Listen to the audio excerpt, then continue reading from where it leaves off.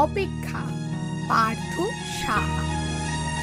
অপেক্ষা কথাটা অনেক ছোট হলেও অপেক্ষার মধ্যে লুকিয়ে আছে অনেক অসম্পূর্ণ ভালোবাসার কথা।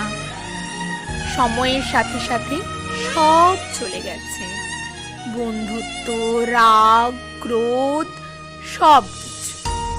শুধু অপেক্ষা ছাড়া।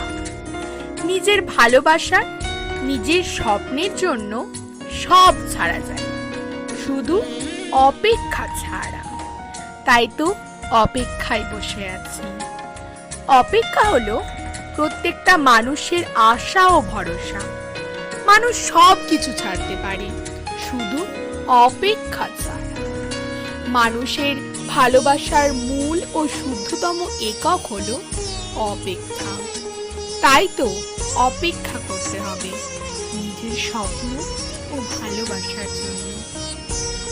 ভালোবাসি তো সবাই বলতে পারে, অপেক্ষা করতে পারে কয়জন? কিন্তু যারা ভালোবাসতে জানে তারা অপেক্ষাও করতে জানে। তাই তো অপেক্ষা করতে হবে নিজের স্বপ্ন, নিজের বন্ধুত্ব ও ভালোবাসার জন্য। অপেক্ষা সবার জন্য করা যায় না, যার জন্য করা যায় সে অপেক্ষার মূল্য দেয় না। নমস্কার।